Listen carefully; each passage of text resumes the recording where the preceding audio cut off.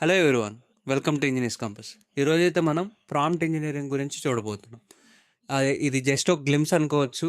నేను detailed videos మనకి ఈ వీడియోకి వచ్చే రీచ్ని బట్టి చేద్దాం, ఒక ప్లేలిస్ట్లా చేద్దాం అనుకుంటున్నాను.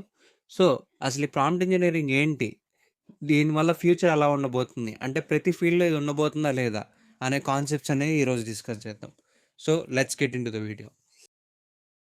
So what is prompt engineering? Prompt engineering అంటే ఏంటంటే, it is a concept of practice in the field of natural language processing. Nothing but natural language processing is nothing but మనం ఇప్పుడు ఫోన్లో గూగుల్ సెర్చ్లో వాయిస్ కమాండ్ ఇచ్చి మాట్లాడతాం. అది మనకు తగ్గట్టుగా ఎలా మాట్లాడుతుందంటే, మనం దాంట్లో కొన్ని తప్పులు మాట్లాడి ఉండొచ్చు, అయినా అది అండర్స్టాండ్ చేసుకుని మాట్లాడుతుంది కదా. సో అప్పుడు మాట్లాడేటప్పుడు కొన్ని ఎర్రర్స్ ఉంటాయి. ఆ ఎర్రర్స్ అనేవి రాకోకుండా మనం యాక్యురేట్గా దానికి ఇన్పుట్ ఇస్తే, మనం ఎగ్జాక్ట్గా ఏమనుకున్నామో అది అవుట్పుట్ ఇస్తుంది. దాన్నే ప్రాంప్ట్ ఇంజనీరింగ్ అంటారు, సింపుల్గా చెప్పాలంటే. అంటే దానికి అర్థమయ్యే భాషలో మనం మాట్లాడడం, నథింగ్ బట్ అంతే. అంతకు మించి ప్రాంప్ట్ ఇంజనీరింగ్ అంటే ఏమి ఉండదు. Next, future of prompt engineering. Prompt engineering future ఎలా ఉంటుందంటే, మొత్తం ఫ్యూచర్ అంతా ఇంకా దాని మీదే ఉంటుంది. టు బీ ఫ్రాంక్ చెప్పుకోవాలంటే దాని మీదే ఉంటుంది. ఎందుకంటే ఇప్పుడు ఏఐ ఎంత ఫాస్ట్గా డెవలప్ అవుతుందో, ఆ ఏఐని గురించి నేర్చుకోవాలి కాబట్టి ప్రాంప్ట్ ఇంజనీరింగ్ అవసరం. ఈ ప్రాంప్ట్ ఇంజనీరింగ్ లేకపోకుండా మనకి ఏఐని అంత యాక్యురేట్గా వాడలేము. ఇప్పుడు నార్మల్ చాట్ మనం చాట్ చేసేది వేరు, ప్రాంప్ట్ ఇంజనీరింగ్ లెవెల్లో ప్రాంప్ట్ ఇచ్చి చాట్ చేయటం వేరు. అంటే మనకిప్పుడు ఒక ఎక్స్పెక్టెడ్ అవుట్పుట్ కావాలనుకుంటే, మనం ఒక 10-20 ప్రాంప్ట్లు చేస్తే వస్తుంది. ఓ ప్రాంప్ట్ ఇంజనీర్కి అది 2-3 ప్రాంప్ట్లోనే అయిపోవచ్చు. అప్పుడు మనం ఈ 10-20 చేసేటప్పుడు కొన్ని ఎర్రర్స్ ఉంటాయి. లైక్ మనం తీసుకునే వర్షన్ బట్టి, ఏఐని బట్టి అది స్లోగా ఉండొచ్చు, అంత యాక్యురేట్గా రెస్పాన్స్ ఇవ్వకపోవచ్చు.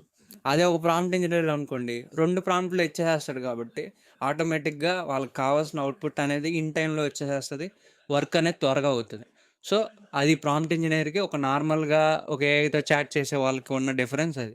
సో దీని మీదే ఫ్యూచర్ డిపెండ్ అయ్యి ఉంటుందా అంటే దీని మీదే ఉంటుంది.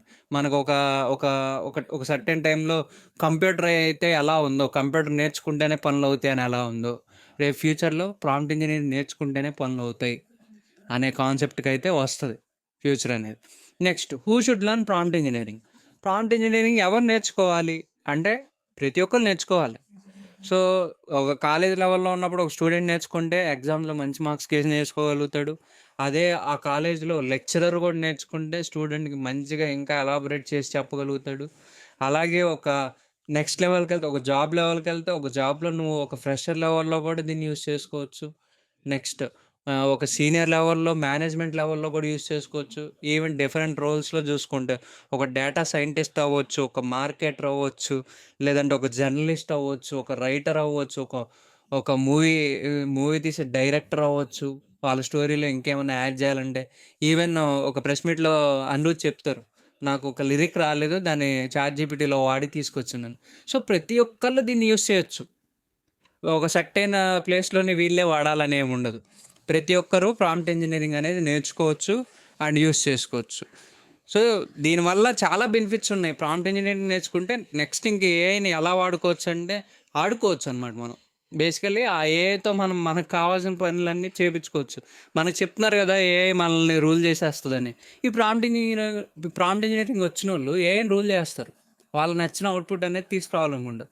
మేబీ ఒక 40-50 ఏళ్ళలో ఏఐ తిరగబడొచ్చేమో మనకు తెలియదు కానీ, ఇప్పుడు ప్రజెంట్ ఉన్న సిచ్యువేషన్స్లో మనం ఈ యంగ్ ఏజ్ అనేది ఉంది కదా, ఇప్పుడు ఏదైతే యంగ్స్టర్స్ ఉన్నారో, అలాగే ఇప్పుడున్న వాళ్ళు ఒక 50 ఇయర్స్ తర్వాత ఒక సర్టెన్ ఏజ్ వస్తుంది. ఆ తర్వాత ఏమైనా మనకి ఏంటో తెలియదు. సో అప్పటి వరకు అయితే మనం దీన్ని కంట్రోల్ చేసుకోవచ్చు మనకు నచ్చినట్టుగా. Career in prompt engineering. Prompt ఇంజనీరింగ్లో కెరీర్ ఎలా ఉంటుందంటే, ఇంకా ప్రతి దాంట్లో మీకు ఎక్కువ ప్రిఫరెన్స్ ఉంటుంది చెప్పాలంటే. బేసిక్గా అంటే ఒక నార్మల్గా ఒక డెవలపర్ తీసుకుందాం, ఆయన ఒక వెబ్సైటో లేకపోతే ఒక యాప్ ఒక సర్టెన్ టైం తీసుకున్నాడు చేయడానికి, లైక్ ఒక 2 months 3 months తీసుకున్నాడు. ఈ ప్రాంప్ట్ ఇంజనీరింగ్ వచ్చినప్పుడు దాన్ని వారంలో చేస్తాడు అనుకోండి, ఎవరిని ప్రిఫర్ చేస్తారు? ఇన్ టైంలో ప్రాజెక్ట్ అయిపోవాలి. సో వీడినే ప్రిఫర్ చేస్తారు. ప్రిఫర్ చేసి ఇప్పుడు ఆయన 2 monthsలో చేసే ఒక్క ప్రాజెక్ట్కి ఈయన పెట్టుకొని 5 ప్రాజెక్టులు చేసేసుకోవచ్చు కదా. సో ఆటోమేటిక్గా నీకే ఎక్కువ ప్రిఫరెన్స్ ఉంటుంది, నీకే ఎక్కువ ఉంటుంది. ఎందుకంటే నువ్వు 5 ప్రాజెక్టులు ఎట్ ఎ టైం 2 monthsలో చేస్తున్నావు కాబట్టి, నీకు శాలరీ ఒక 30,000 40,000 అంటే నీకు అది యాక్యురేట్గా డబుల్ అవుతుందో లేకపోతే ట్రిపుల్ అవ్వచ్చు, ఎందుకంటే మీరు ఎక్కువ పని చేస్తున్నారు కాబట్టి. సో అదే ప్రాంప్ట్ ఇంజనీరింగ్కి ఒక నార్మల్ పర్సన్‌కి ఉన్న తేడా అదే. ఒక ప్రాంప్ట్ ఇంజినీర్ ఏంటంటే ఫాస్ట్‌గా పని చేయగలడు. మంచి అవుట్‌పుట్స్ ఇవ్వగలడు. సో, అందుకని ఈయనకి ఎక్కువ సాలరీ గూడా ఉంటది. సాలరీస్‌లో గూడా వీళ్ళ కెరియరే ఎక్కువుంటది. ప్రాంప్ట్ ఇంజినీరింగ్ నేర్చుకున్న వాళ్ళ కెరియరే ఎక్కువుంటది. సో, అది ఫ్యూచర్ అయితే దీంట్లో కెరియర్ అయితే అలా ఉంటదనమాట. సో, ఇదేమన్నా కోడింగ్ లాంగ్వేజా? కొంతమందికి డౌట్ ఉండొచ్చు. అంటే ఇది కూడా ఒక కోర్స్‌లా ఉంటుంది కదా! కోడింగ్ లాంగ్వేజ్ ఏమో అనుకోవచ్చు. It's nothing. అంటే కోడింగ్ లాంగ్వేజ్ లాగైతే కాదండి. నార్మల్ ఇంగ్లీషే. కాకపోతే కొంచెం అడ్వాన్స్ లెవెల్‌లో ఉంటది ఇంగ్లీష్. అంటే రోల్‌కి తగ్గట్టు ఉంటది. ఒక కోడింగ్ చేసే ఆయనైతే ఆ కోడింగ్‌లో ఉన్న ఏదైతే మెయిన్ థింగ్స్ ఉంటాయో ఆటిల్ని ఇంప్లిమెంట్ చేయాలి ప్రాంప్ట్‌లో. అలాగే ఒక డిజైనర్ అయితే ఆ డిజైన్‌కి కావాల్సిన యాస్పెక్ట్ రేషియోస్ ఉంటాయి. డిజైన్‌కి కావాల్సిన మెన్షన్స్ ఉంటాయి. నేమ్స్ ఉంటాయన్నమాట బేసికల్లీ. ఆ నేమ్స్ మెన్షన్ చేయాలి ఆళ్ళ ప్రాంప్ట్‌లో.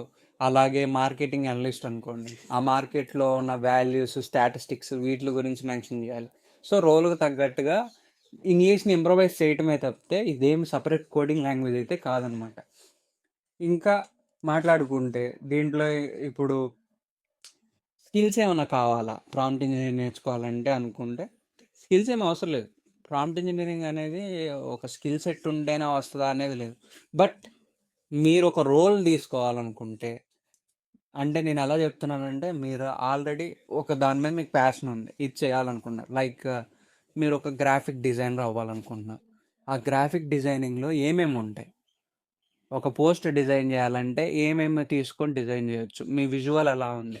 ఇలాంటియన్నీ ఫస్ట్ మీకు తెలిసుంటేనే నువ్వు ప్రాంప్ట్‌లో మంచిగా ఇవ్వగలవు. నీకు ప్రాంప్ట్ అనేది మంచిగొస్తది. లైక్ ఇప్పుడు మీరు డెవలపర్ అయ్యారు.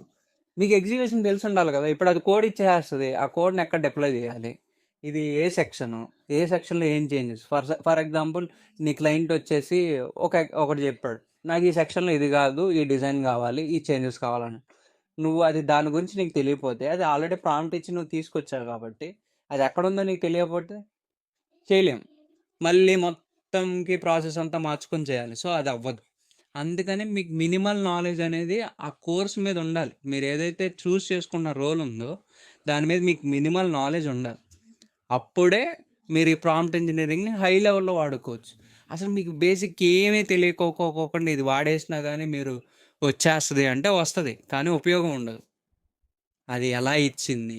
ఎక్కడి నుండి ఈ ఈ కోడ్‌ని ఎంత బాగా వాడుకుంది? దీంట్లో నేనెక్కడ చేంజ్ జేయాలి? లేపోతే ఆ పోస్ట్ ఇచ్చింది. ఆ పోస్ట్ ఓకే.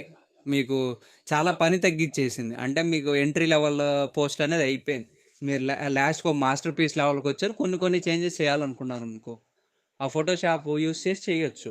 అదే నార్మల్ మీకు తెలీదంటే మళ్ళీ జనరేట్ చేపిచ్చాలి. ఆ జనరేట్ చేయటానికి ఎంత టైం పడతది? ఆ ప్రాంప్ట్ చేయటానికి ఎంత టైం పడతది? మళ్ళీ ఇన్‌పుట్స్ అన్నీ ఇవ్వాలి గదా! సో, మీకు బేసిక్ లెవెల్ అయినా ఏదైతే మీరు అనుకున్న జాబ్ రోల్‌లో మినిమమ్ స్కిల్ ఉంటే, ఈ ప్రాంప్ట్ ఇంజినీరింగ్ అనేది మీకు ఒక యాడ్ ఆన్ అయ్యిద్ది. అంటే మీకు 2 చేతులు ఎగస్ట్రా వచ్చినట్టే మీకు. 2 బ్రెయిన్‌లు ఎగస్ట్రా వచ్చినట్టే. సో, అలాగనమాట. అలా యూజ్ చేసుకుంటే ఈ ప్రాంప్ట్ ఇంజినీరింగ్ అనేది ఎక్కువ యూజ్ అవుతది. సో, ఈ వీడియో మీకు నచ్చినట్టయితే please subscribe to the channel. And మీకు ఇలాంటి వీడియోసే లైక్ ప్రాంప్ట్ ఇంజినీరింగ్ గురించి మీరు పూర్తిగా నేర్చుకోవాలనుకుంటున్నారంటే ఫ్రీ కోర్స్ అయితే ప్రొవైడ్ చేస్తాను. నేను ప్లేలిస్ట్ ఇక్కడే ఇస్తాను. మీకు సర్టిఫికేట్ కావాలన్నా ఎల్ఎంఎస్ క్రియేట్ చేస్తున్నాం. దాంట్లో మీకు ఆ సర్టిఫికేషన్ ప్రాసెస్ మీరు మళ్ళీ చూసుకొని దీని గురించి నేర్చుకోవడానికి నేను ఒక లిస్ట్ ఆఫ్ వీడియోస్ అనేది క్రియేట్ చేస్తా. లైక్ ఇనీషియల్ లెవెల్‌లో ఎలా చేయాలి? ఒక అడ్వాన్స్ లెవెల్ ఒక జాబ్ చేసుకుందాం అనుకుంటే ఎలా చేయాలి? ఒక స్టూడెంట్ ఎలా చేసుకోవచ్చు ప్రాంప్ట్ ఇంజినీరింగ్‌ని? ఒక ఎడ్యుకేటర్ ఎలా చేసుకోవచ్చు? ఇలా డిఫరెంట్ వీడియోస్ చేసి పెడతాను. చెక్ చేయండి. సో, ఈ వీడియోకొచ్చే సపోర్ట్‌ని బట్టి నేను అవన్నీ చేయటానికి నాకు ఇంకా మోటివేషన్ వస్తుందనమాట. Please subscribe to the channel. Thank you for watching.